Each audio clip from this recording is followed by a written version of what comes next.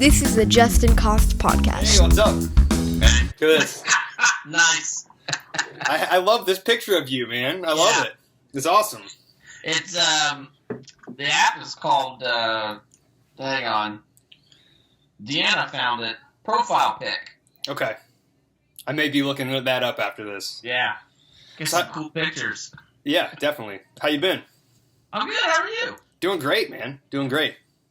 Are you doing a lot of these? You're doing I'm doing season 2. I've added an intro, and I've got a whole round of people I'm talking to and scheduled the whole month up. So, yeah, I did this in 2020, and I really enjoyed it. I took a break after getting a good job.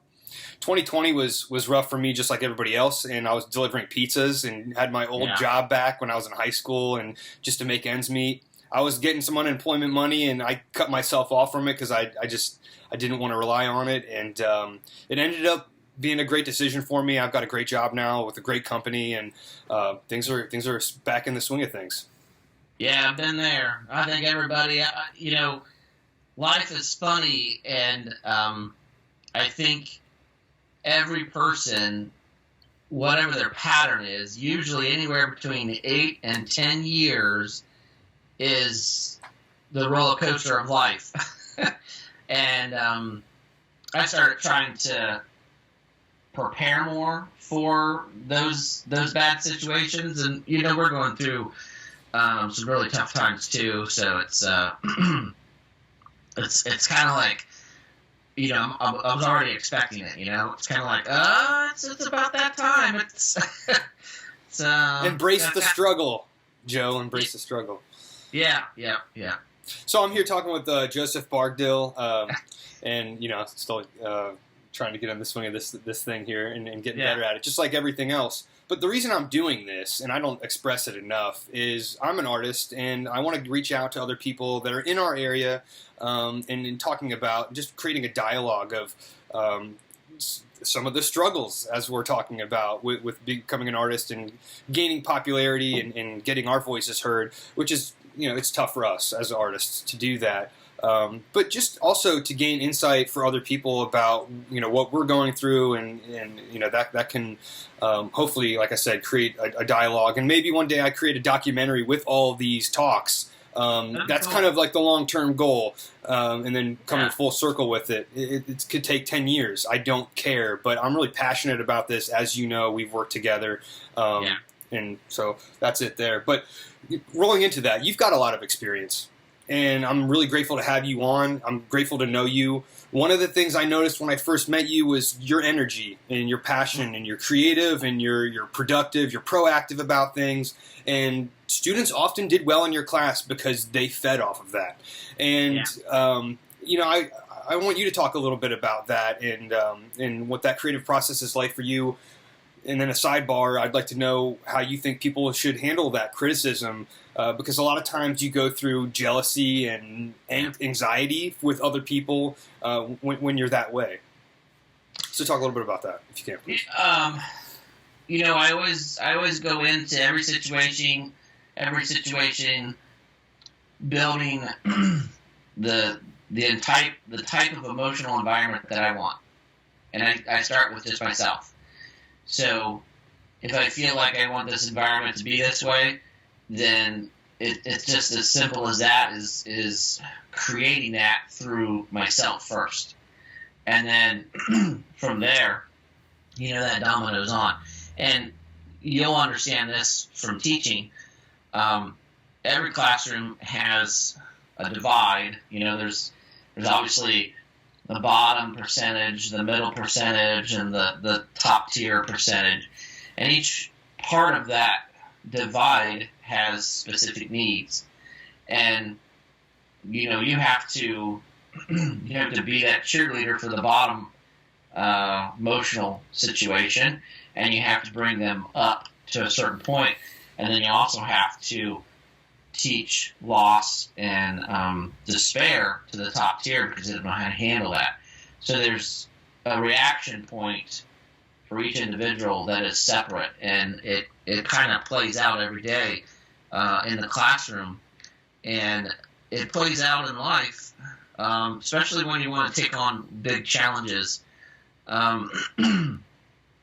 We've talked about a lot of people, they end up stopping at a certain point, and they don't end up pushing themselves past this hurdle because this is too tough right here. So you have to embrace the bad part of life. You really do, and that's the only way you can learn from trying to correct the situation. Do you think that lowering expectations for yourself is sometimes necessary just for growth and to climb up that ladder? Not necessarily. I think the biggest thing is to understand how to take failure.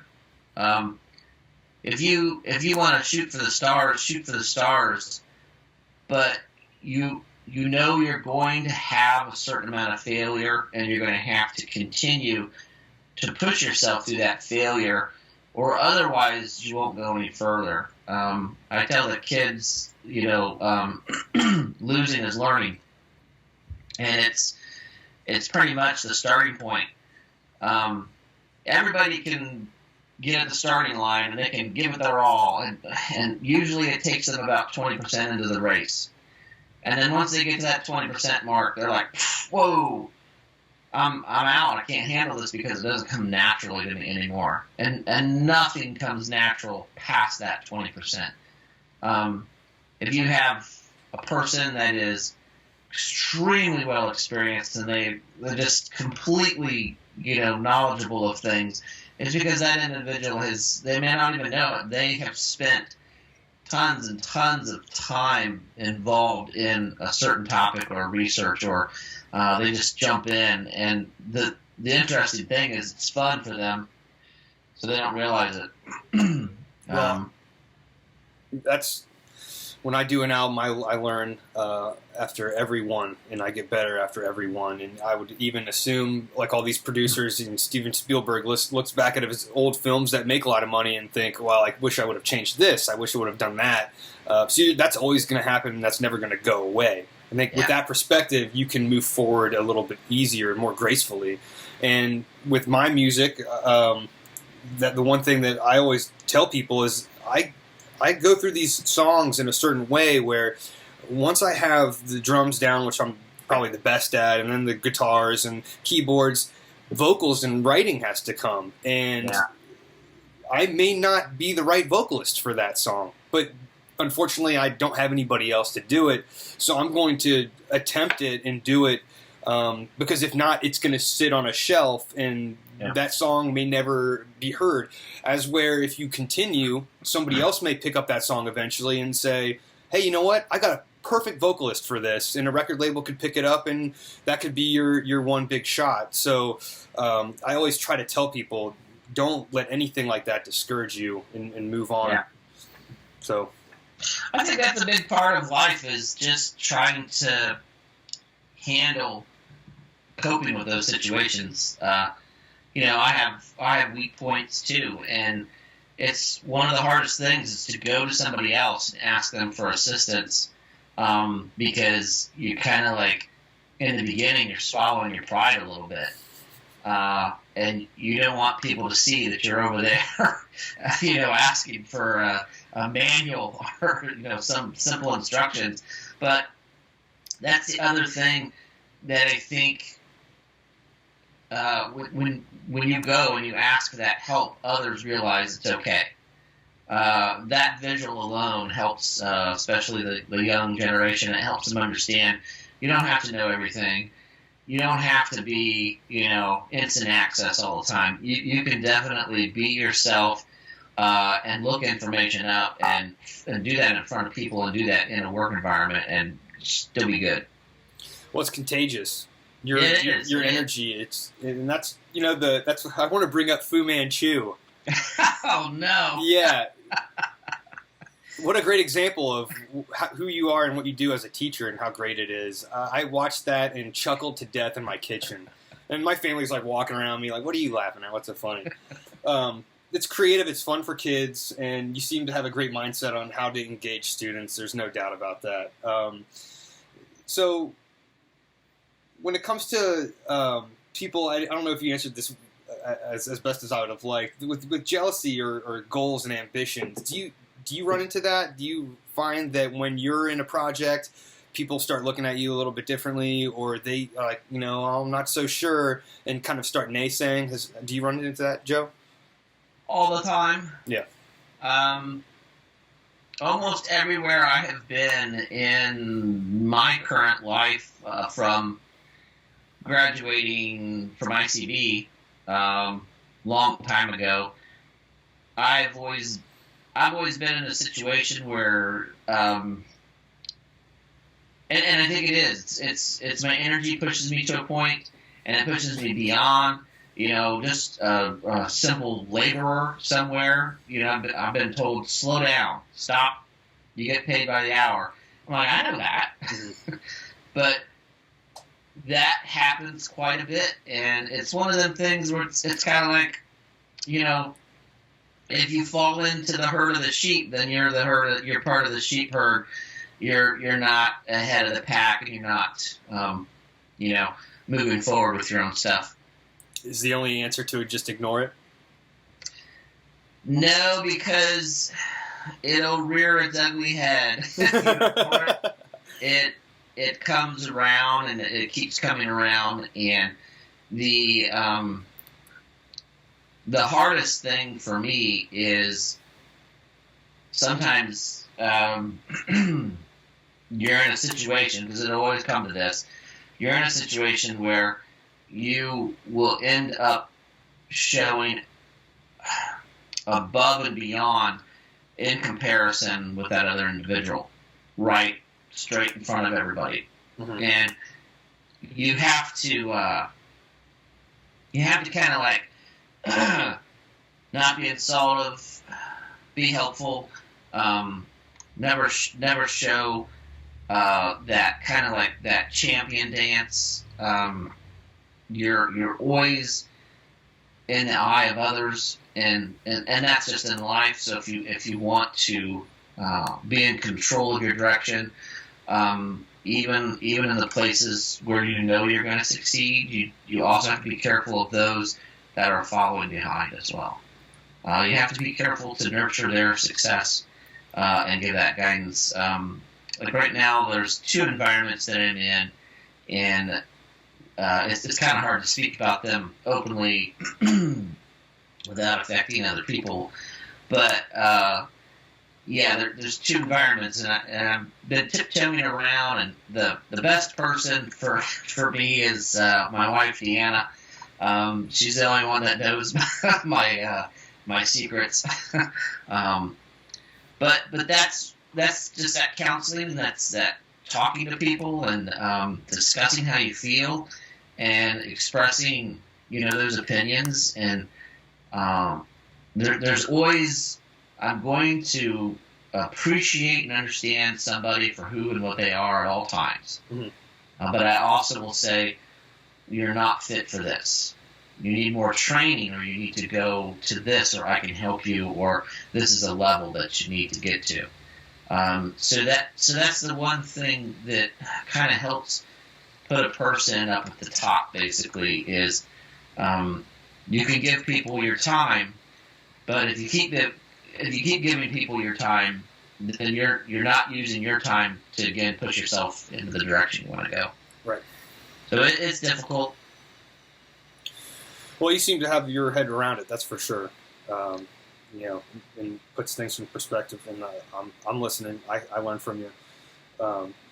One thing I noticed too. I do my research on the people I talk to, and you're selling in a lot of different parts of the country. Killer Hornets is selling in Japan.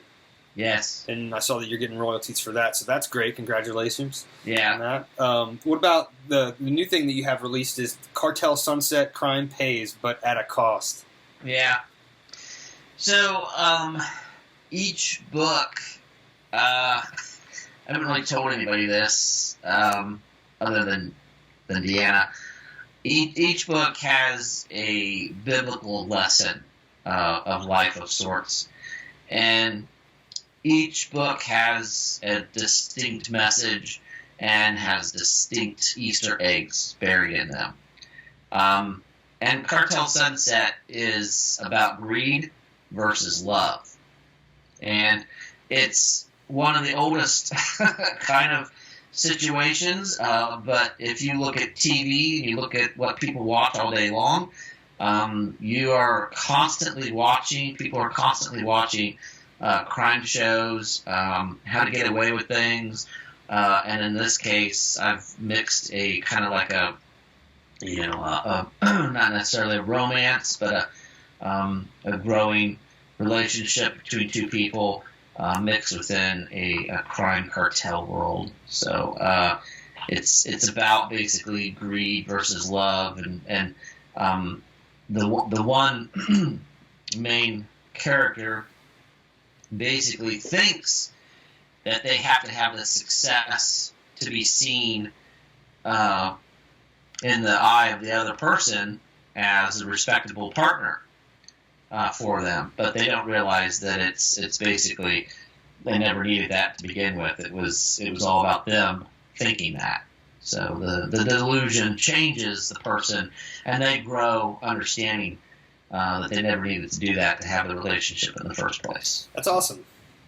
You always watch those nature shows, and the males are always bright and colorful and trying to show how big they are. And I always think that's hilarious. I think that's really funny, and that's kind of a masculine thing to do. It is. It sounds very alpha male there, and I can't say I'm an alpha male myself, but there's times where it shines a little bit when it needs to, and it's still at a distance. It's hilarious to me, that whole thing, and so I like that concept. I like that story.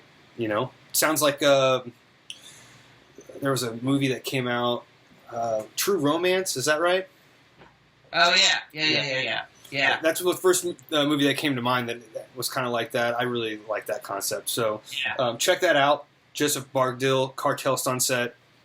Good stuff, man. What else is in the works for you? So I've been toying. Well, writing a book takes a lot of time. Of course. And adding the audio files for them takes even more time. Okay, I'm more interested in that. Now, who does the audio for that? Who does the speaking there? So, I've been debating about doing this for a very long time, and I, most books on tape, or whatever they call it now, that's right. Audio files for books and books on tapes. Such an analog way of explaining it. They're just a person reading. They'll do some inflection, some different voices and stuff like that. But that's not enough for me. I want the soundtrack. I want the Foley, the sound design. I want the different characters. So I told myself if I was going to do this, I have to approach it the way that I want it to happen, or otherwise I'm not going to do it at all. And so I am taking this summer, I've set a recording horribly taped up wood box with soundproof shoved in it in the living room. And I try to do a chapter every night, and so I'll do the narration. My wife does the female parts. And it was funny. The other day I said, do you think you could do a Spanish or Latino accent? And she just looked at me and laughed. She's like, no. It'd be funny if she was like, I don't think so. Right? Yeah. That's good, man. She took Spanish. I took it, and I quit. I dropped it within like 2 days. I was done after 3 months, so right there with you. But I was a different person at that time. I wasn't focused. I had family problems. I was the class clown, goofball, and I'm sure I upset that teacher quite a bit. So if you're out there, you're never going to watch this, but I am sorry. There you go. So that sounds fun. That sounds like a fun family couple thing to do. My art is the same way. I work on kids' music, so I find it more interesting when my family's involved. I'm sure that you guys, I mean, to a lot of people it sounds boring, but when I hear it, it sounds like it's a great evening to do that stuff. Yeah. Well, it's fun for us, there she goes in the back there. Anything we're doing is fun. We don't have children, and we have a great kind of like opportunity to go and explore different things and do different things, and not have. Not saying that having children is a wonderful thing. It is an amazing, wonderful thing. But in our case, we get to bond differently. And your kids are your students, Joe. Well, I call my kids my extended family. I always tell them when they graduate, you're part of my family now. If you ever need to talk, let me know. And That's they take me up on it. So I think I don't know. I feel like I'm one of the fathers that has the most kids. I'm sure someone has probably claimed that at one time somewhere, but I don't know. I think I added it up, and I average anywhere from 15 to 18 kids every year. So it slowed down. We used to have more at ICB because that was every quarter and stuff. But right. Do different things and have fun with it and make it fun, make it energy wise, increase energy.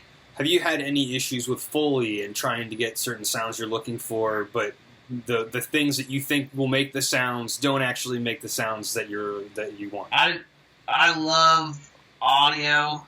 I don't have any problems with it. Really? I will say a lot of it's stock. I pay for a online updated library at all times, and that's for the kids. Most of the time they want to do something at school. I'm like, go here, and you get some food, and you have that as your animation, and it's great and it's easy. Well, they have just an amazing stockpile of things, and I have collected audio files for years and years, and I just pull from those, and then if there's something new I want to do, I'll just create it. Having another fun time. We were talking about that just the other day, going out at night and collecting audio for the book, and trying to see what our next different audio files are going to be for the chapter coming up. That's awesome. I often listen to book on tape, and it's usually Stephen King. Long trips, and my job, I'm required to drive quite a bit. So sometimes music constantly I need a break from. Yeah. And so I'll listen to the radio, I'll listen to talk radio, but book on tape is a lot of fun. And you're right, it can get kind of dull when there's not a lot of sound. And they'll put little breaks of music in, and then it's gone, and you're like, oh, I was wanting more. But that's going to be fun. I'm excited to hear that. Yeah, I have a strategy, so... every chapter starts with this impactful mixture of, music, and then it cuts into narration, and then in certain breaths, there'll be some small, subtle motion noise to help kind of transition into the next breath. Yeah. And then you also have your sound design in there as well. Blend it with that if you're picking a different track or if you're blending different tracks.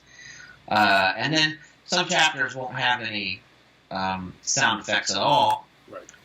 And some will have a lot, like especially if I get to one where there's a fight scene, then I'm going to probably build those sound effects for that fight scene so that way it makes that part of it even more impactful. So. And how do you organize all this? Because I think a lot of people thinking about this, and chapter at a time, it's a lot of information. It is, yeah. So writing, Cartel Sunset, my writing partner passed away 2 years ago, Richard. This book was a compilation of dreams that he had.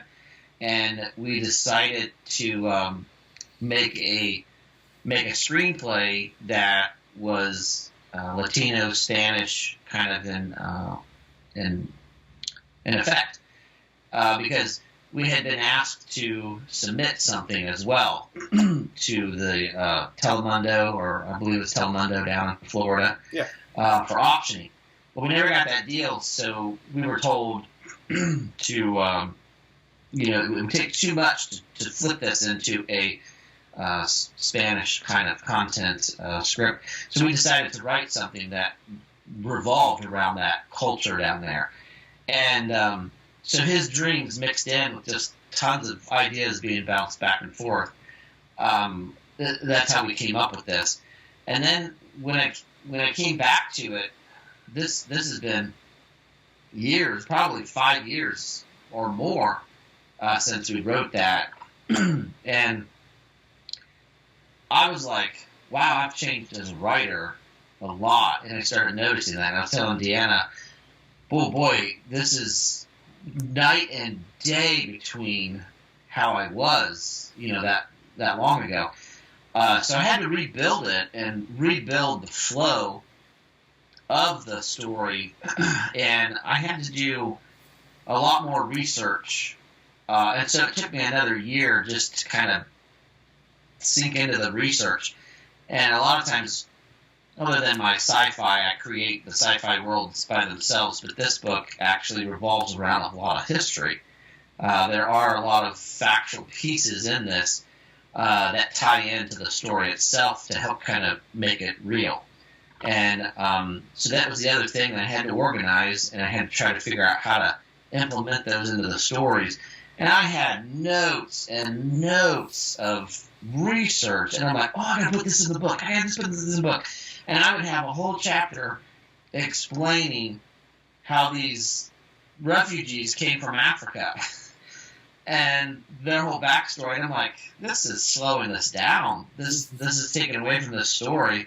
So I can't even write about this. But in my head, I had to know that so they could understand the culture that happened in, the 5 or 6 pages that I wrote about the characters. Sounds like you got a prequel, maybe, within that. Well, I learned, there's a lot inside of Cartel Sunset that goes all the way back to the 80s.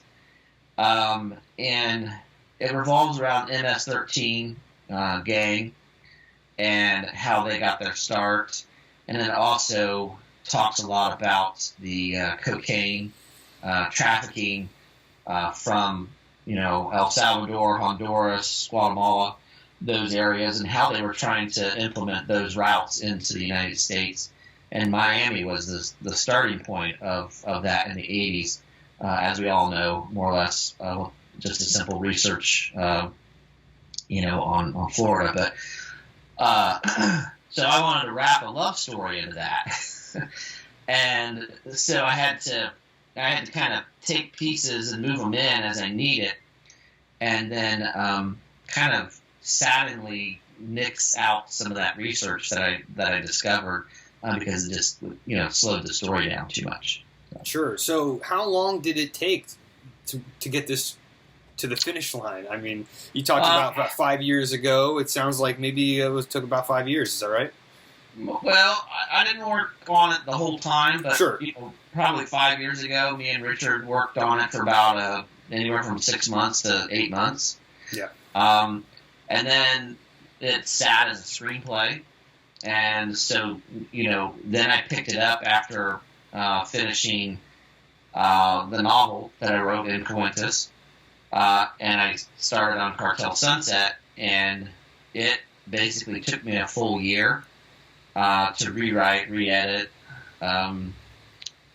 just rebuild it, redo the research, probably 4 hours, at least 3 days a week, and then during the summer, obviously every day of the week for about 4 hours working on it.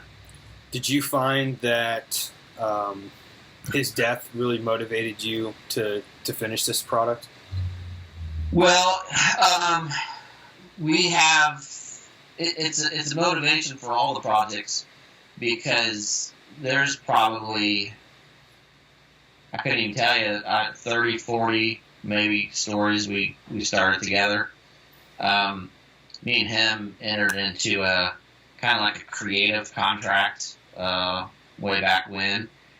And it was just one of those things where we really were just going to try to, make movies. And that whole thing fell apart. So we started, slowly flipping stuff into these books, and there's a lot more momentum with them being books than they ever would have been as a movie, because I lost money trying to invest in the 2 films, and it's just something I can't financially handle anymore. So putting the stories into the books is a much easier, more fiscally doable situation for myself. I hear that. I've had to leave the studio environment because that gets expensive, and when you're pumping out music like I am, and you're paying for copyrights and you're paying for publishing, it's like, why am I spending all this money? And the reason you do is because of all the equipment and the Neumann microphones and all the hardware, the gear that goes in with it. So instead, I've taken that in my own hands, where if I don't have the gear, if I don't have the instrument, it's not going on the song. And I work my way around that, and I got a good microphone that I'm happy with, and etc. You make it work with whatever you have. Because, again, we've talked about this earlier in the conversation, don't let anything deter you from finishing something. Because it's all up here. Yep. So I hear you with those films. I really enjoyed watching you work on those films. I know how much you cared about them, and keep going, because I'd love to see you, have one of these turn into a film or a short story or something on Netflix at some point. They're that good. They are. Thank you very much for saying that, and I hear that all the time. The comments that I get back. It tells me that they're engaging. I've had people that don't read, that read the book, and they're like, this is the most amazing book that I have ever read in my entire life. And for me to hear that, I'm kind of like, okay, I kind of know what I'm doing then. That's the gauge. I would go to flea markets, and I would sell, I still go to flea markets, and I sell the books at flea markets. And I would have returning customers, and I'm like, oh, you're gonna make a volume 3, maybe, or can I get your signature? And I would always be selling anywhere from 4 to 5, and then I'd have return customers come in to chat with me, and it's always fun to have that crowd. I'd like to expand out of the state of Ohio with it, but that's for retirement. I don't have the time right now, but later on when I'm retired, I can maybe explore more of America and just share the books cross country rather than just being here. Isn't it important to know, though, that you can get that acknowledgement? You know that they're good, but that's not enough. Yeah. I don't think it'd be enough for anybody. As a creative person, you're always questioning that. You're constantly going back and saying, oh, boy, I don't know if I should do that, but that's how I feel right now. And then you have to let go of it at some point, because then you can really kind of make yourself go crazy thinking like, well, people might not like that section right there. And then, I should probably go back and fix it. And then you're like, well, maybe they don't like that section, and you go back and fix that. Well, you're constantly fixing something rather than letting it just evolve to what it is. I've gone over that quite a bit in my life, and it's just something that, as a creative person, you have to deal with it, and you do have to give yourself a cutoff point, and just say, no, this is what it is. So we're trying to do that because we want the majority of the population to like what we're doing.